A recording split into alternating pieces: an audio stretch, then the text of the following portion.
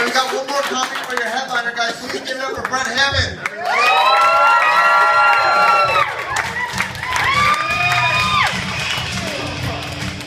Hey, how's it going, everybody? Happy to be here. All right, I saved the whitest guy for last, I guess.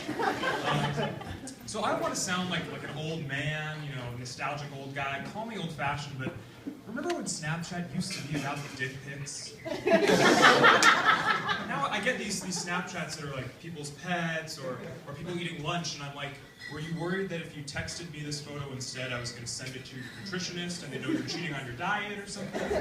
Just send me a pic of your dick. I'm a purist. What can I say? So people always think I'm gay.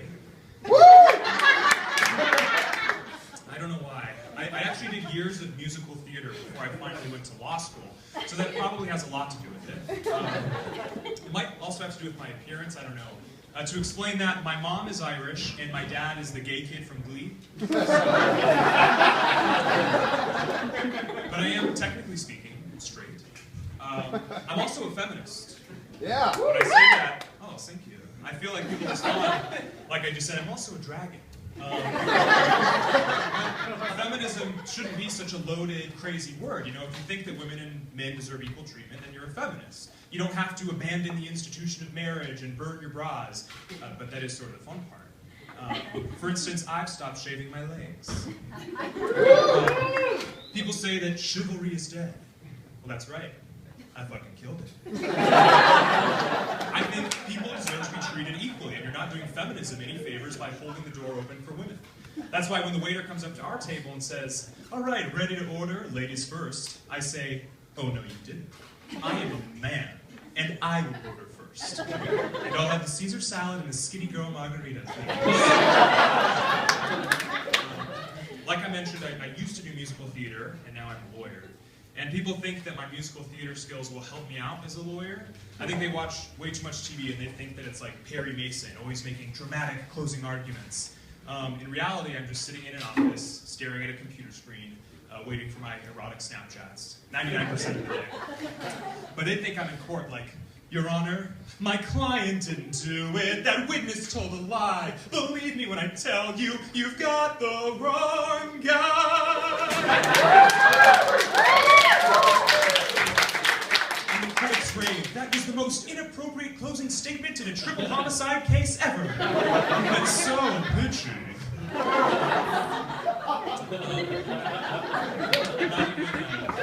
Not even a criminal lawyer. I'm actually a patent litigator. So, it's not the most exciting line of work, I'll tell you that much.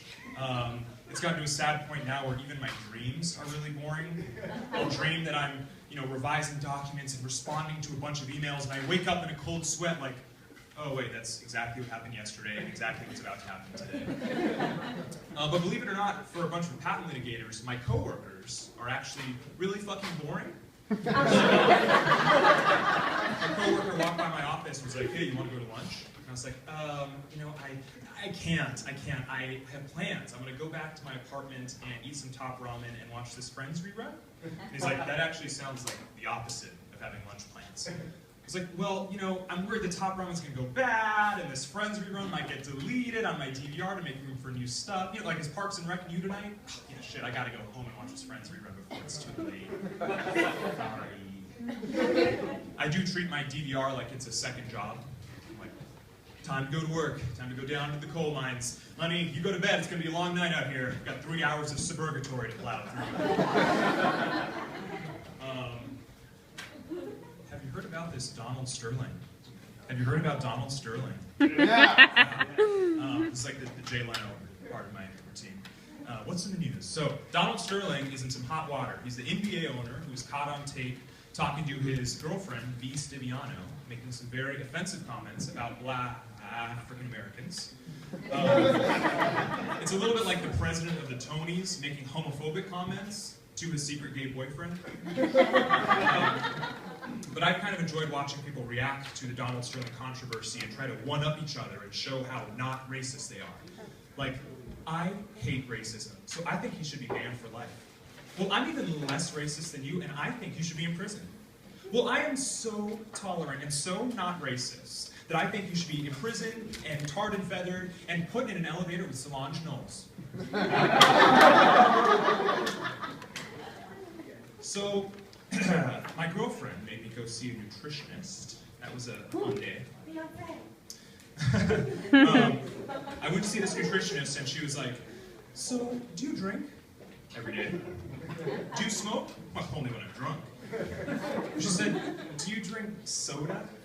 Well, every once in a while I've been known to enjoy 7 to 8 Diet Cokes every day for 20 years. She said, well, do you at least exercise, play any sports? Well, I'm a very active fantasy athlete, managing upwards of 9 fantasy football teams at a time. And she said, Brett, medically speaking, you're what we call a Philip Seymour Hoffman waiting to happen. So, oh my God. Woo! No, filled with regret. So my girlfriend is a kindergarten teacher. Yeah. Actually, now she's my fiancée. Other people get married. Do a joint wedding. You don't mind Star Wars theme, save on some costs. I do feel douchey saying fiancé. It's like, I'm not one of you children with a girlfriend. I'm an adult with a fiancé. Anyway, my fiancé is a kindergarten teacher, and I'll go in and help out with her students every once in a while. They're cool kids. One guy was like, so Brett, you're gonna marry Miss Amanda? I was like, I sure am. Like, and then after you get married, you're gonna become a daddy. He said, don't rush me, kid. I think my offense is better than her defense, you know?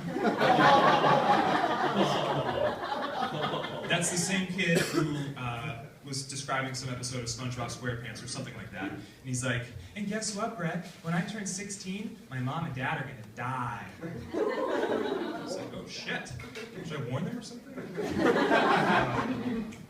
But that's my favorite kid, incidentally. I like all the kids, but there's one kid who's very annoying. Very annoying. And I was like, hey buddy, guess what? You've finally done it. In one day you've converted me. I'm officially pro-choice now. So, congratulations, run along.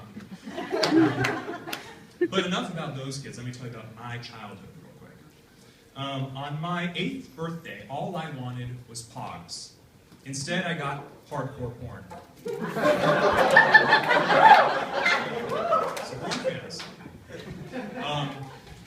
My brother called me into his room and was like, Brett, you're 8, you're a man now, you're finally old enough to have this. And he handed me a Hustler magazine from his stash under the bed.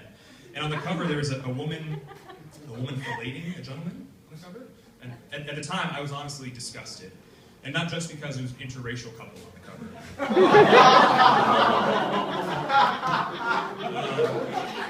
But once I knew where his secret stash was, I crept in and put it on top of the bed and wrote a note that said, Patrick, we need to talk. Love, Mom.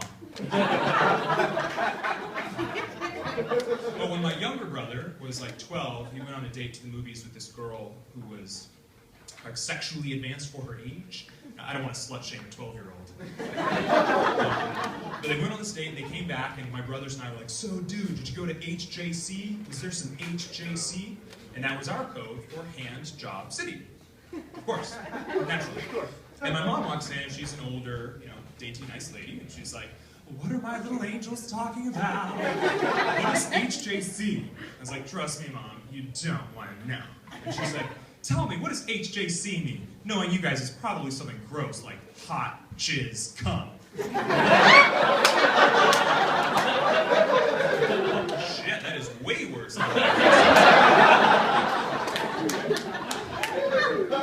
Finally,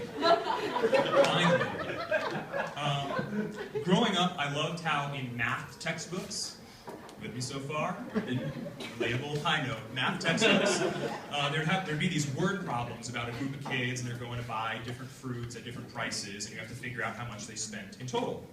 But the kids were always so diverse, right? It was like, one day, Ryan, Tyrone, Guadalupe, Chan, and Kid in a Wheelchair were shopping for apples. Of course, Texas had to buck the trend. Their textbook says, one day a bunch of white kids bought an American flag. How much did they spend? Trick question. You can't put a price on freedom. Thanks a lot, guys. That's